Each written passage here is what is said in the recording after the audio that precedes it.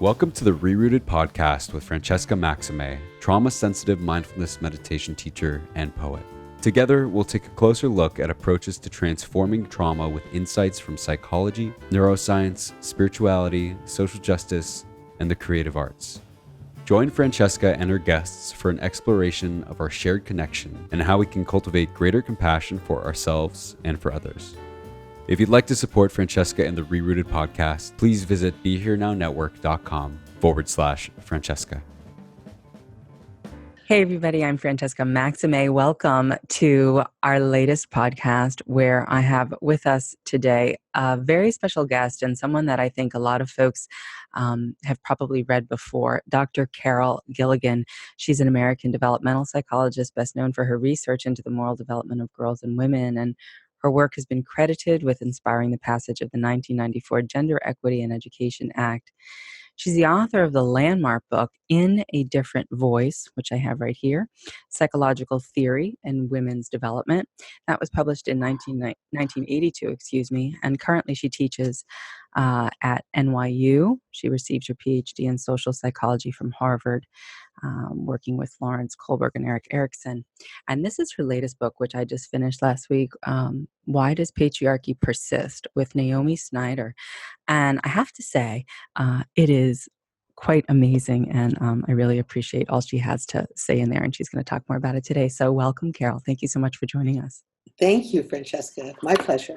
It's really an honor, and I so enjoyed this book, and I could maybe sum it up in a nutshell, maybe. Please. And then you tell me. Sure.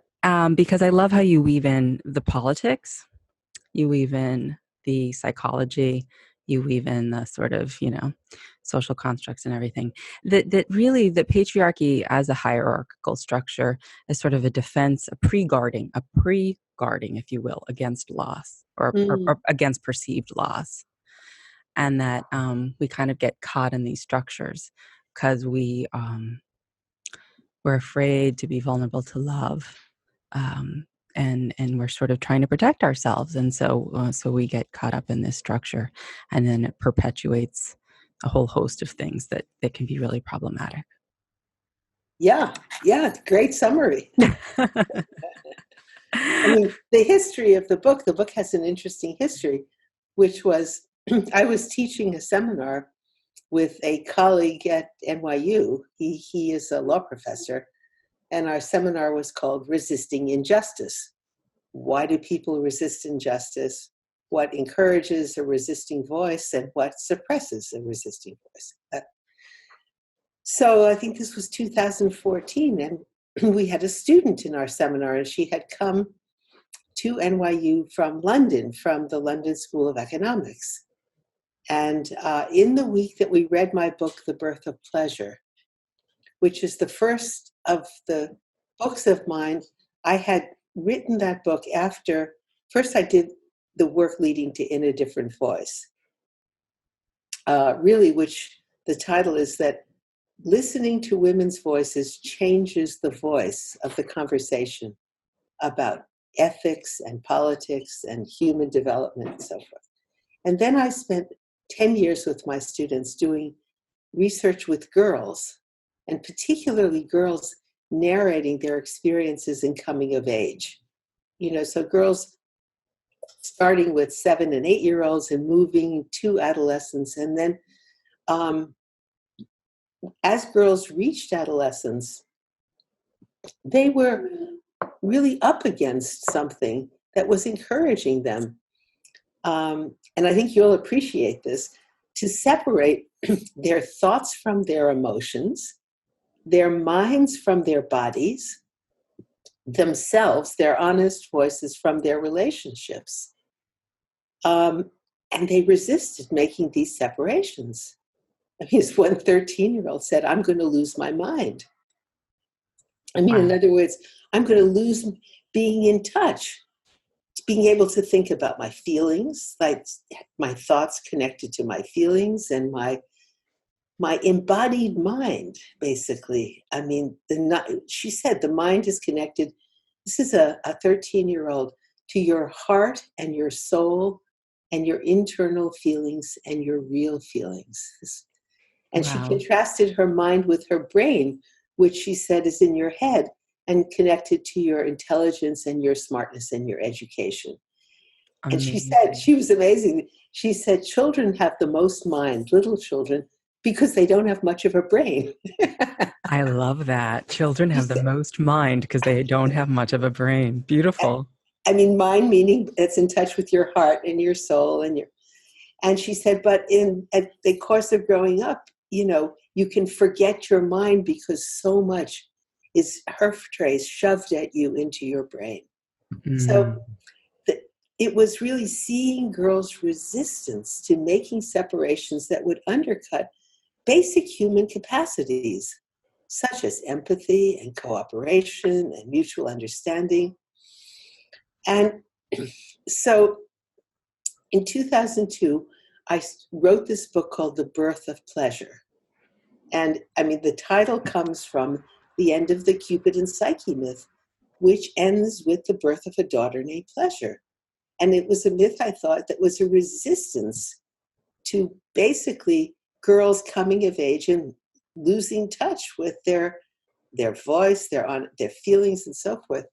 And for the first time in 2002, I named what I thought girls were up against as patriarchy, meaning an order of living that forced the separation of human qualities into either masculine, the ones were mind, self, reason, or feminine, and emotions. These are human capacities, were seen as feminine, and then elevating the masculine over the feminine. So it was the first time I named what I thought girls were up against and why they were resisting this. So back to my class in 2014. And here's Naomi. She's a human rights lawyer. And she's come from LSE to NYU. And the week that in the seminar we read my book, The Birth of Pleasure, Naomi wrote a paper that I think the technical term is blew my mind. You liked it. A student does work that's just eye-opening. And she began her paper by writing about the death of her father when she was 5 years old. And she talked about how after the death of her father, she was really afraid of further loss. So she was, even though she, like all of us, she wanted love. We all want to be loved. We all want to love and be loved.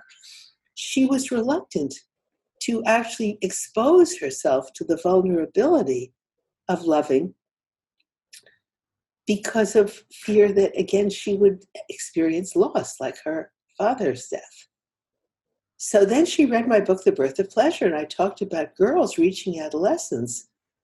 And I mean, a quote from that study, this is a 16-year-old who was the valedictorian or 17-year-old of her high school class and got into every college she applied to, said, if I were to say what I was really feeling and thinking, no one would want to be with me. My voice would be too loud. And then she said, but you have to have relationships. And I said to her, but if you're not saying what you're really feeling and thinking, then where are you in these so-called relationships? Right. So Naomi said that what she thought was just her problem because of the death of her father, which was a reluctance to really enter into relationships because of this fear of loss, was what girls were describing as part of what they were facing coming of age. And so she wrote this paper and she said, does patriarchy persist in part? Not only because people with privilege are reluctant to give up their privilege and power, but because it's a defense against loss, because patriarchy is a hierarchy. I mean, democracy is equal voice. And you have to have equal voice if you're going to deal with conflicts in relationships, whether it's your personal relationships or whether it's a democracy. Depends on everyone having a voice. Patriarchy elevates the voices of fathers. So it elevates the voices of some men over other men and all men over women. So basically, girls were being initiated where they were told, if you want to have relationships in a world basically that elevates the voices of fathers, you have to silence. You can't say what you're feeling and thinking. You can't say what you know from your own experiences. So she said it was patriarchy, which forces laws to set up hierarchy. Was patriarchy, did it persist in part because it served a psychological function? Just what you said. It protects us against the vulnerability of loving. So I thought, that's amazing. I had not thought of that. So I said, Naomi, let's work together. And so she stayed the next year and worked with my colleague, David Richards, and myself. Excuse me. We taught the seminar together. And then I was asked to give a talk at the William Allenson White Institute. This is now the fall of 2016. So I said to Naomi, why don't we give the talk together and we'll present this thesis? And we called our talk The Loss of Pleasure, or Why Are We Still Talking About Oedipus, which we said is a tale of male violence and female silence. It's the quintessential patriarchal story. Why? And we said, because patriarchy persists. That's why we keep telling the story. So our talk here brings you back to what you were talking about. Our talk was scheduled for the week after Trump's election.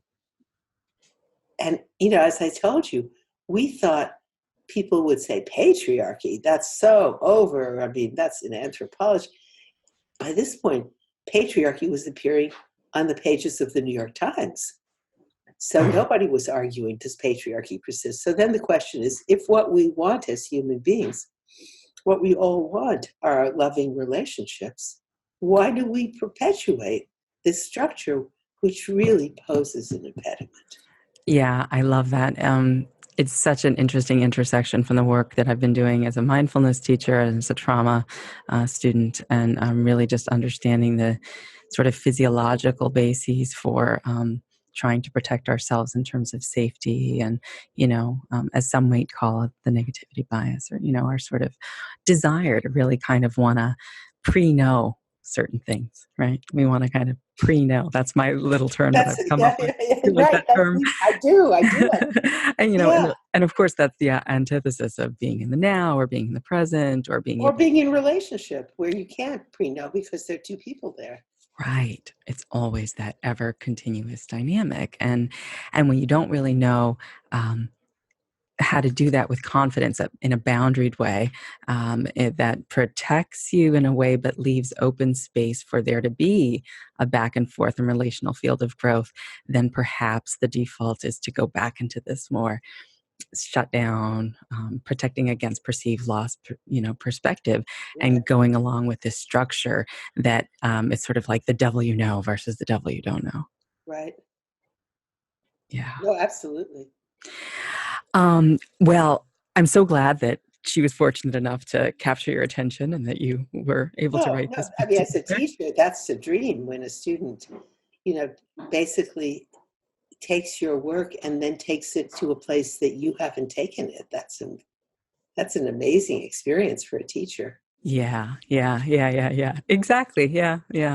Passing the baton, if you will, a little bit in a way, although you're very much still in possession of it.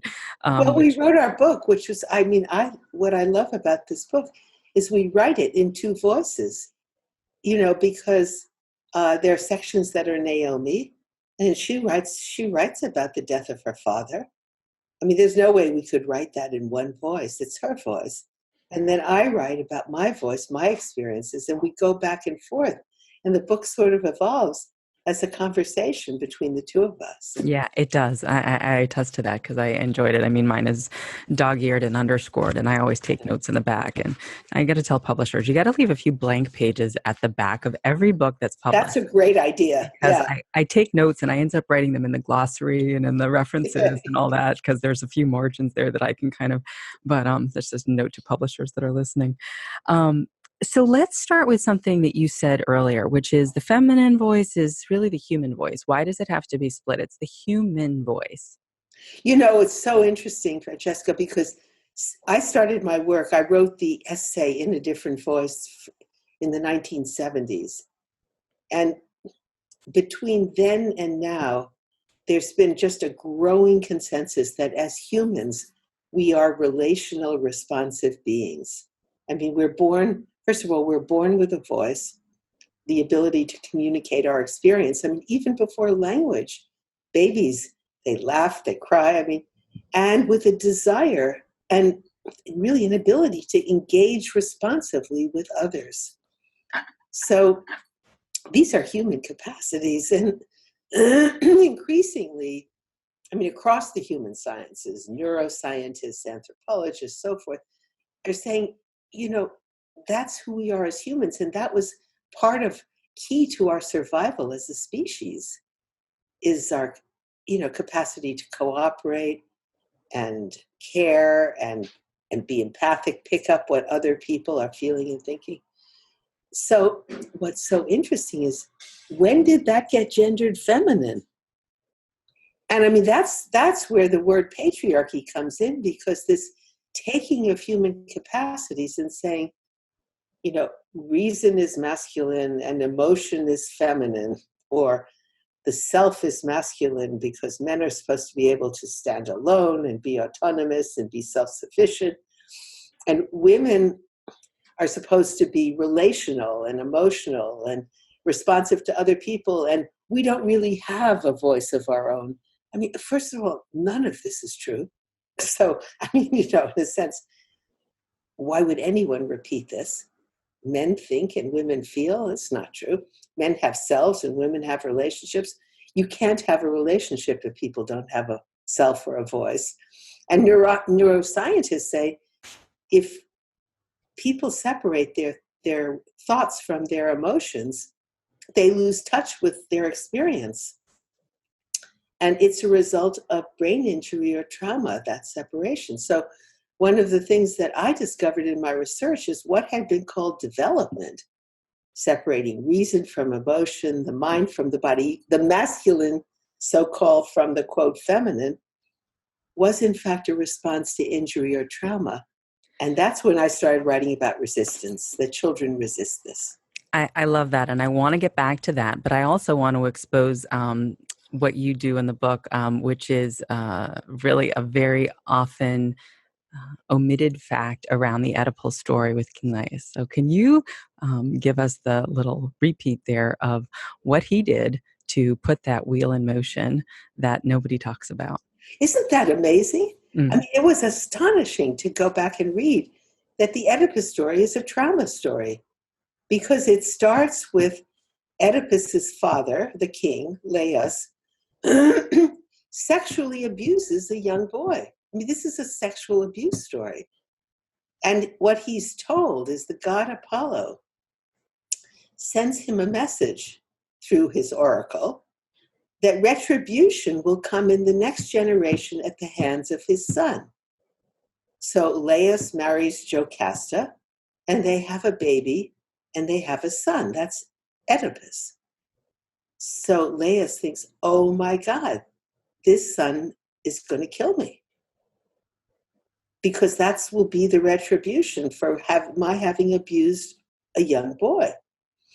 So he enlists his wife. And that's really interesting, because in this story is the complicity of women in patriarchy. He enlists Jocasta to take this infant and abandon him on a hillside to die. And they drive a stake through his foot, which is where the name Oedipus comes from, because it means wounded foot. And they leave him to die. And then you know how the story goes. And the chorus in Sophocles' play asks, how could that queen whom Laius won, Jocasta, be silent when that deed was done? So you could say what's been read as human nature, this murderous aggression and this incestuous desire, is not natural. It's a response to trauma. It's a response to trauma. And I think that is so amazing, because when we talk about, when you were talking about your 13-year-old and all of her awareness around the wisdom being in the body mind, right? Mm-hmm. And all of what she had been pushed to, sort of force into just the brain part, right? The education, structural. Well, and the idea that the education separates the brain from the embodied mind. Right. That there is a separation, or that there's the push for a separation externally when she wasn't wanting that or feeling that or feeling. Well, and she says very specifically that then you forget your mind, which is, Right. and a lot of mindfulness and all this is to remind us that, in fact, I mean, here's what the neuroscientist says: we register our experience, minute by minute in our bodies and in our emotions. Like, what the line, we pick up the feeling of what happens. It's how children are in touch, or is the music of what happens. That's a line from Maximé, which then plays in our minds and thoughts. So if we separate our minds from our bodies, or our brains from our embodied minds, we lose touch with our experience. We lose touch, right. And that has to benefit someone or some system or something. Well, right? You see, no, I mean, what's amazing to me is it's become so clear. So if, as humans, we are basically, by our very nature, capable of picking up what's going on in the human world around us. I mean, there are these beautiful studies of little babies and how exquisitely sensitive they are to the shifts in relationship. I mean, if somebody stops responding, they pick it up instantly. So if we have this capacity, empathy, cooperation, I mean, this is Sarah Hurdy's work, it's Michael Tomasello's work, it's Franz de Waal, it's over and over again. And you want to set up a hierarchy, you have to stunt or knock out these relational capacities, or the person on the top will start to feel empathy with the person on the bottom. And the person on the bottom will start to say what their experience is. And so if you want to set up a thing where one group of humans is said to be superior and another inferior, whether on the basis of race or sexuality or religion or caste or class or what, you name it, gender, you've got to knock out these relational capacities. And that's what my research picked up. First with girls, how there's an initiation that says, as my 17-year-old Iris says, if you say what you're really feeling and thinking, no one will want to be with you. Your voice will be too loud or seen as stupid or crazy. So in other words, basically saying if you want to have, quote, relationships, you have to give up on your desire to live with integrity in relationship with yourself and other people. Yeah. And children resist them. That's the interesting finding. Yes, and I attest to my resistance as a child. Yeah, I mean, we can all go back and pick up, really pick up that voice, yeah. And then it was true of the little boys, too. Of course. And it happens at slightly different ages, as you said a little earlier for them, around 4 or 5, and we're girls around 12, 13. Exactly. And which is why women's voices are so important, because it happens later. And it's easier for women to articulate that experience. I mean, for any person at, 11, 12, 13, than it is for a 4 and 5-year-old who will feel it, but doesn't have the language and the conceptual ability that older children have. Yeah, so much to get to. So let me just move this along. So the hierarchy piece, the reason for having that, the reason why this is perpetuated, I'm just sort of speaking out loud now.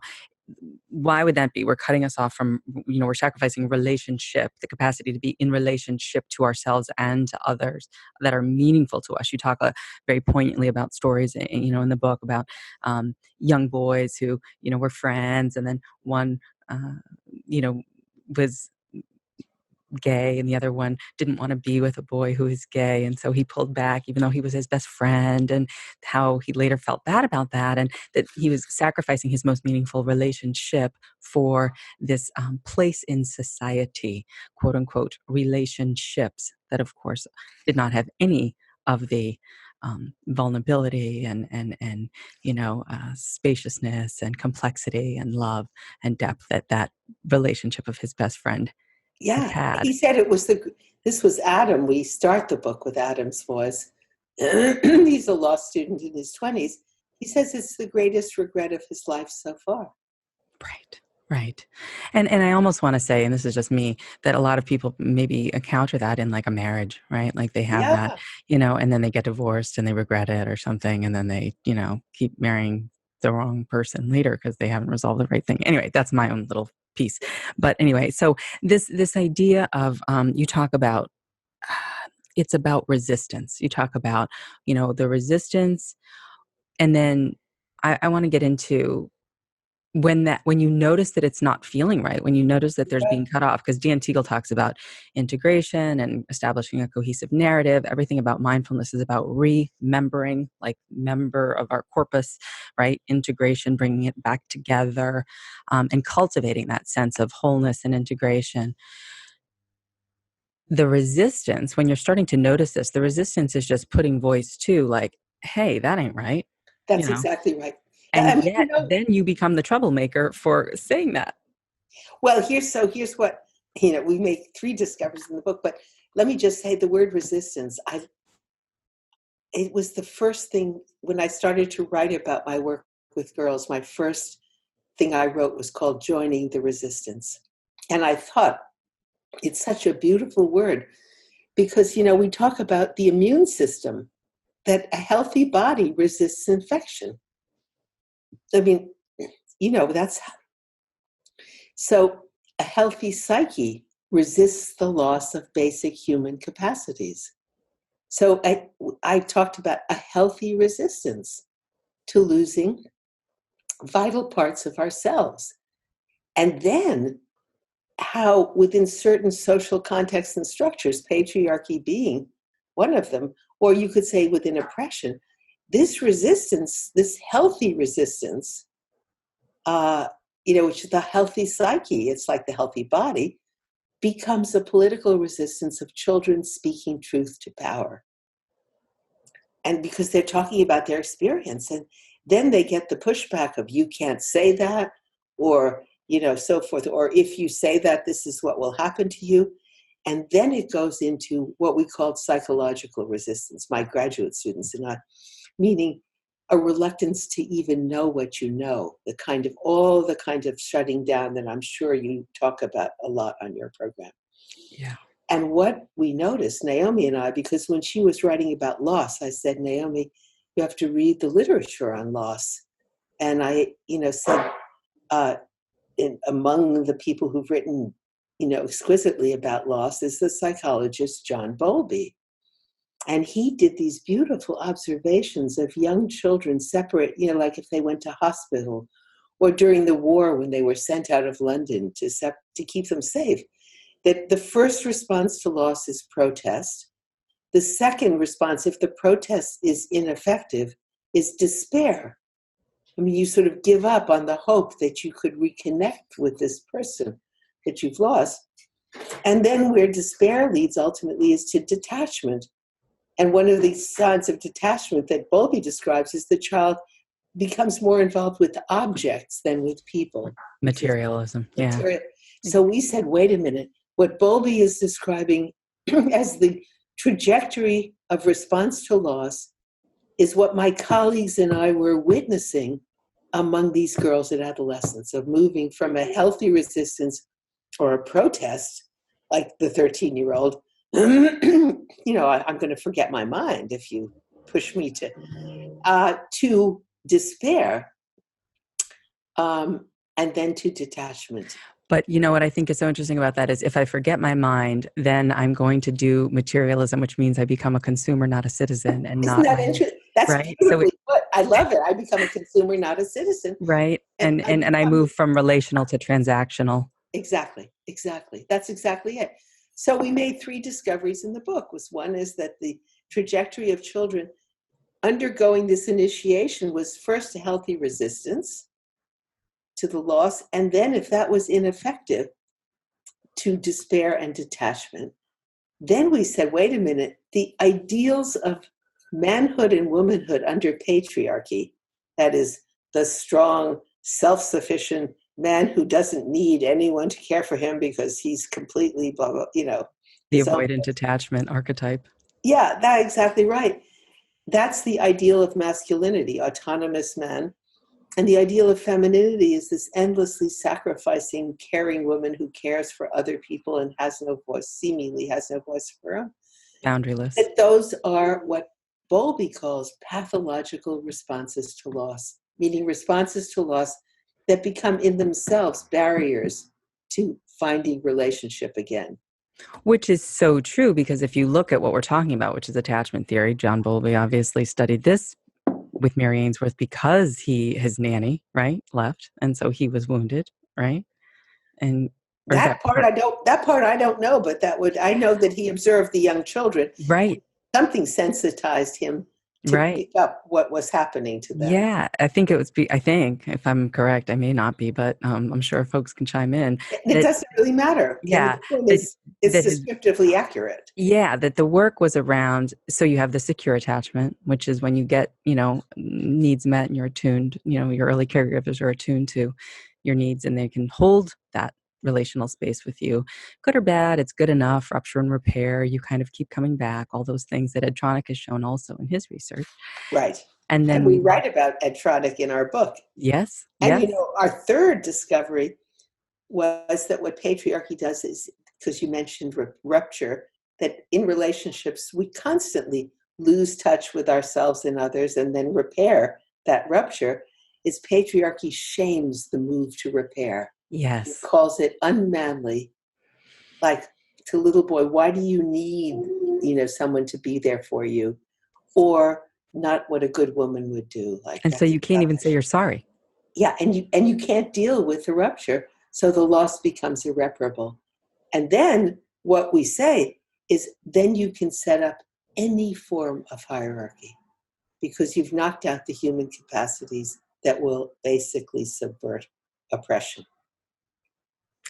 Say that again. Well, once you subvert the ability to repair ruptures in relationship, you make loss irreparable. And once you make the loss irreparable, you undermine these relational capacities. You can set up racism, you can set up because the human capacities that would repair the rupture that those hierarchies create has been blunted or stunted or shamed. So the person who starts to make a move to undo that is told, why are you, like boys, you're not a baby. Why do you, who needs a mommy? Why can't you can take care of yourself? You're a man, you can stand on your own feet. I mean, you can see that in a lot of social policy that, that really is very unfeeling and about people who in fact are in need of care, that somehow they shouldn't be. Right. They were, you know what I mean? Yeah. Oh, I do. I do. And who's the worthy poor and the unworthy poor, so to speak, and who's worthy of our attention and exactly. I mean, I think there was even a clip yesterday by someone who will be unnamed, but has found their way into DC politics at a very high level, and said that people don't want to be helped. Yeah, which is just not true. Correct. We all need help, and we all need. What does it say? We all need all the help we can get. Right, and then we give it when we can give it. We're interdependent, and I mean, really, that is becoming so obvious that as human beings, we are interdependent. Our lives are connected to the lives of other people. And that, of course, is the big mindfulness teaching of, everything's sort of causal and, that whole wheel. So when we're looking at this, you said it was pathological, this business of essentially insecure attachment, which is ambivalent or avoidant and disorganized, where we end up with these adaptive strategies that we're sort of, Well, and that these are held up as true masculinity. And that's the real man and the good woman, the man who doesn't need anybody because he's self-sufficient and he's strong. And you just have to listen to our president. You can hear this. And the good woman is the woman who cares about other people and is constantly responsive to the needs of others and seemingly has no voice or needs or desires of her own. I mean, that's what's really extraordinary. And we live in then that avoidant sort of pathological construct of society in that way, where you cannot then, like you say, repair or come back in a relational way, offer the olive branch, figure it out, do the diplomacy, do the negotiation. Exactly. Yeah. That needs can be met on both ends. That, as I think, I don't remember who first said it to me, but that you can be happy over just being quote unquote right, meaning from your perspective, right? You're not just putting a stake in the ground and this is the only answer, that there can be a negotiation around what's fresh, what's working here now, given this situation, not what may have worked, a year ago. Exactly. Yeah. Yeah. And that we start out as infants with the capacity. I mean, in those films that Edtronic shows where there's a rupture in a relationship, the baby's first move is to repair. And that is that's what we call healthy protest.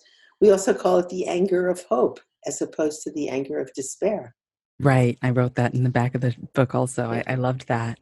So what do we do now? I mean, I'm actually working on a project now that's looking at the Equal Rights Amendment again, because as I'm sure you know, Right. Yeah. Made its way back into what people are looking at for ratification and passage. And we have the political situation that we have right now. And I'm curious to know your thoughts about that and Me Too and all these things around consent and a little bit more of the current things that are happening right now and how this all pertains to it and how we can shift out of this. Because what we're hearing right now, what we're seeing right now is there is protest, there is resistance. And how do we sustain that, or where do we need to, what are we not thinking about there yet? Well, I mean, first of all, the drama of democracy, everyone has a voice, versus patriarchy, only certain voices are worthless, is playing out right in front of our eyes. I mean, it's right. And what I'm fascinated by right now is the resistors, the healthy resistors, the girls who would not, basically consent to do something which to them was really incoherent, which is to silence themselves in order to have relationships. I mean, they realized, my girl resistors are in Congress right now. I mean, those women are amazing. I mean, whether you talk about Nancy Pelosi in the Oval Office saying to Donald Trump, "Thank you, Mr. President, but I'll speak for myself," when he said, she's having trouble speaking now. She said, "Don't characterize the strength I bring as the leader of the party that's just won a major victory." So she's saying, I have a voice, don't speak for me. And then Alexandria Ocasio-Cortez, and when somebody started criticizing her Green New Deal, rather than saying, oh, maybe they're right, and she said, wait a minute, you haven't read it. Before you speak to me about it, you have to read it, and then we'll engage. So in other words, women who are not cowed by somebody trying to shame them or, but who basically say, and as Nancy Pelosi said to the woman who talked about Trump as a bully, Nancy Pelosi said, she's using language I wouldn't use, but I'm not a censor, and she's not hurting anybody. And that's how people talk these days. And that's very different. So Right. the resistors are now in the public. And I just wrote a piece that's going to come out in the Los Angeles Review of Books about current men who are making mainstream movies, who are like the little boys and the fathers that I write about. So I feel like the resistors are, the guys are making movies, the women are in Congress. I mean, this drama is playing out now. So first of all, I think the book is useful because it gives a framing. You can sort of, it allows you, it gives some language to what we're watching. We're watching a battle between democracy and patriarchy. That democracy is aligned with, and I'm sure you'd agree from your own psychological work, having a voice, being able to engage responsively with other people, to repair ruptures in relationship. It's the foundation for love and the foundation for democratic citizenship. And that's threatening patriarchy. And so there's a fight going on. And I think what's important is for people to have a way to understand what we're watching, I mean, to see how, in a sense, insidious those gender, splits and hierarchies of patriarchy, how they undermine the humanity of everyone across the gender spectrum. Yeah. Women, men, everyone. And I wanted to ask you that. I wanted to ask you about the women who are in patriarchy, not as complicit and silent as Jocasta was in the myth, but as in the regular day-to-day today, right? And the women who adopt the patriarchal, quote unquote, masculine position, even if they're gendered as women. And the other thing is how this really benefits everyone. Like from old TV language, we would say, what's in it for me? Whoever's at home on the couch watching the TV wants to know what's in it for me if I watch this piece for 2 minutes. So what's in it for men who are in positions of power, who feel like they have a lot to quote unquote lose if they shift their perspective? And I know Terry Real talks a lot about what's in it for them, but I'm going to let you talk. Yeah, well, I mean, Terry Real is terrific on this subject. He really is. But, I would go back to Adam, where we start our book. And Adam talks about that without a conscious thought, that basically, what did he do? He betrayed his own love. I mean, Ali was his best friend. And he felt as he said, an ancient framework of patriarchy and manhood. His desire, because Adam was a jock and he wanted to be seen as a real man. And he gave up what he really loved, which was, first of all, music, and secondly, his relationship with Ali.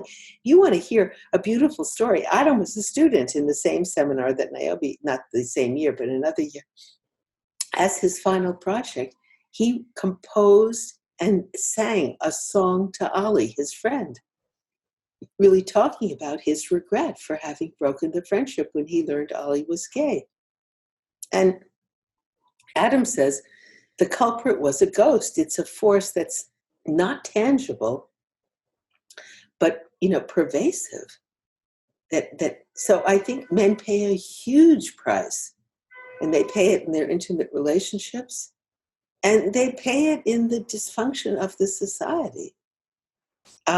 But I think that they have been told, in a sense, within the patriarchal framework, that they're paying no price. So I think that's very confusing, because I think they feel it. And I mean, Adam is a good example. Right. You can't betray your own body, mind. And when you do, and all that suppression or denial, oftentimes it shows up psychosomatically and other kinds of things, or addictions or compulsions that... I mean, look right now, look at the level of violence in our society. I mean, all the school shooters are white boys. Look at the opioid addiction and the men who are dying from these addictions. So to say men are not suffering, I mean, it's just not true. Well, and I think that this connects back to this business of materialism and the consumer, because it's serving someone, it's serving industry, it's serving that hierarchical industry, it's serving... Well, it's also serving what men are told they need to do to be seen as men. And I think I think reading this book says to men, here's a way of looking at, you're told that this is what you have to do to be a man and so forth, but here's the cost that you're paying. And I also think that to contrast patriarchy with democracy, which is the real contrast, because within patriarchy, people will say, well, the opposite of patriarchy is matriarchy, where women dominate. And the answer is no. It's not to have another hierarchy, putting the bottom on the top. It's to have a different structure that allows people to address human problems, with right. voice and in relation. I mean, it's all the things. No, it reminds me of what Gloria Steinem told me. We're linked, we're not ranked, and matriarchy is a ranking, and that's not what we're talking about. It's not what we're talking about. No. Yeah, and so what about the women who adopt this quote unquote patriarchal masculine stance? I mean, we see them in corporate America, we see them in educational institutions. Anybody can be. Listen, you haven't even mentioned the most controversial. They're the women who voted for Trump, the white women. Well, 51%, 53%. And I go back to the Oedipus story. Patriarchy couldn't continue without the buy-in of women. I mean, so why are we surprised by this? But I mean, I think also this book offers women, says, wait a minute, this is not where you started. This is not where any of us started. I mean, if you start to read novels written by women, they almost, the novels of growing up, they tend not to start in, infancy like David Copperfield or Portrait of the Artist. They tend to start with a 9 or 10 or 11-year-old girl. So, I mean, I love this example. Jane Eyre. I mean, we forget this. At the beginning of Charlotte Bronte's novel, her Aunt Reed calls her a liar. And 10-year-old Jane Eyre says, you say I'm a liar, I'm not. If I were a liar, I would say I love you and I don't. And you think, wait a minute. And then Aunt Reed says children should be corrected for their faults. And she says, the seed is not my fault. And then you have the film, Wajda. I don't know if you saw it. The first full-length feature film to come out of Saudi Arabia, where girls can't ride bicycles and women can't drive. It features a 10-year-old girl, Wajda. Wajda wants a bicycle. And the film is about how, in the end, her mother helps her to get the bicycle she wants.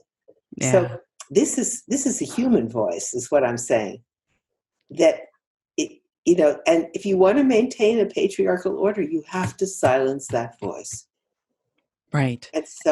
And it's the voice of connection. And from the mindfulness or meditation sort of Eastern connection, as I know that having worked, as you said, as a teaching assistant with Richard Alpert, aka Ram Dass, back in the day at Harvard. Yeah. That we're really, he's exploring consciousness, of course, but the whole idea is that when we remember and come back to our own direct experience, what we know to be true for our own precise, fresh, direct experience, that our body knows, our body mind knows what's right or what's wrong, what feels right or not, what's off or not.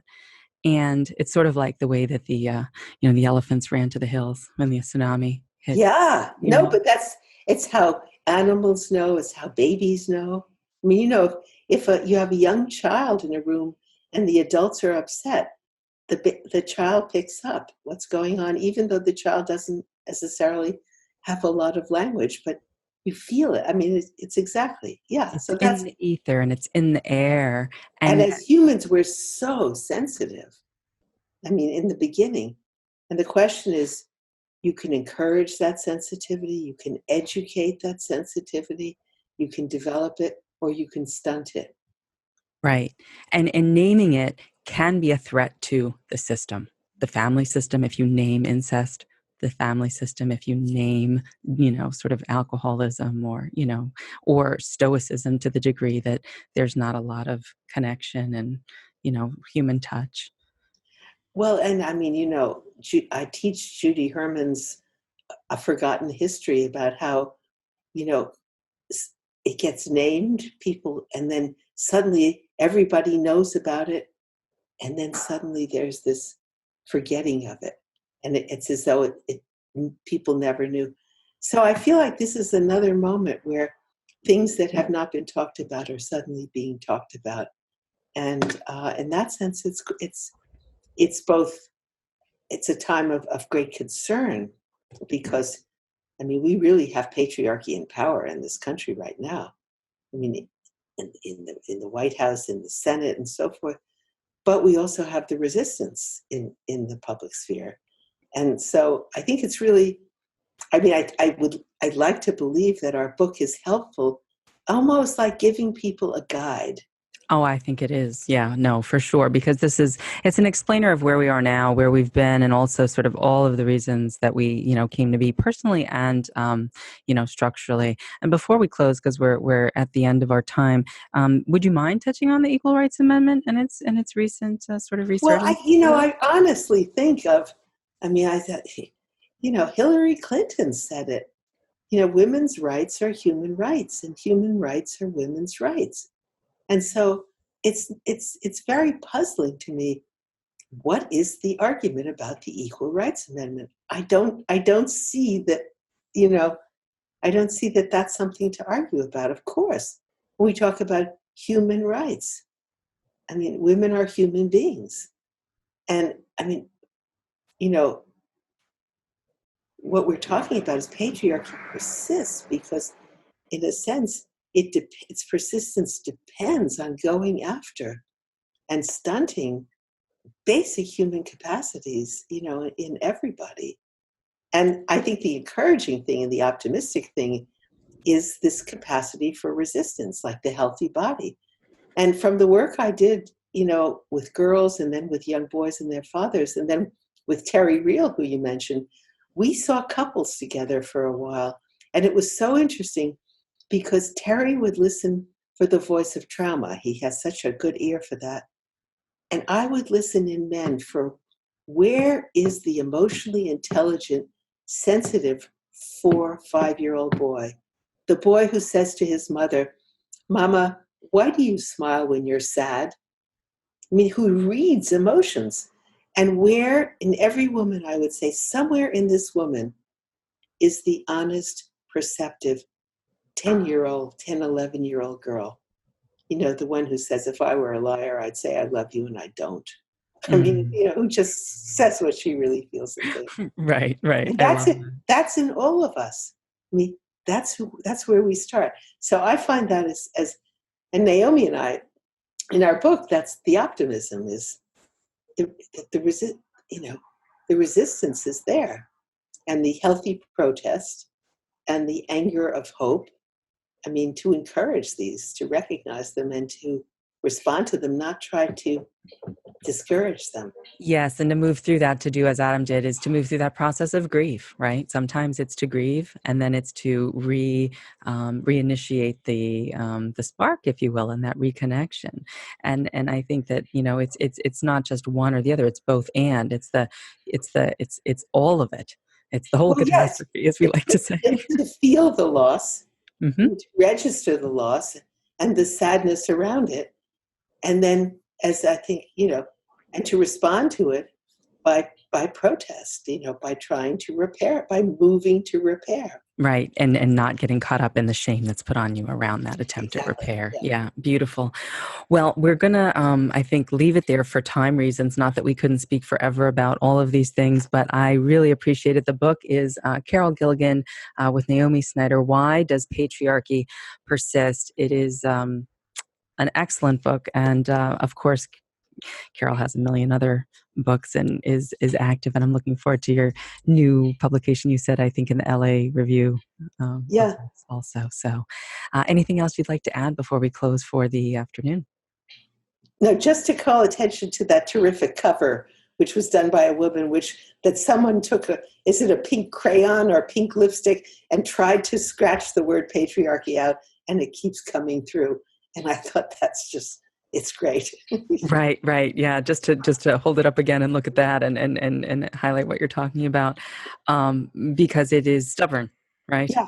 Because and that's the question is, how come? I mean, people try to scribble it out and to get rid of it, and yet it persists. So we really need to understand that, so we can, in fact, realize both in our personal lives our desire to have real relationships, to really love and be loved, and to be seen and to speak and so forth.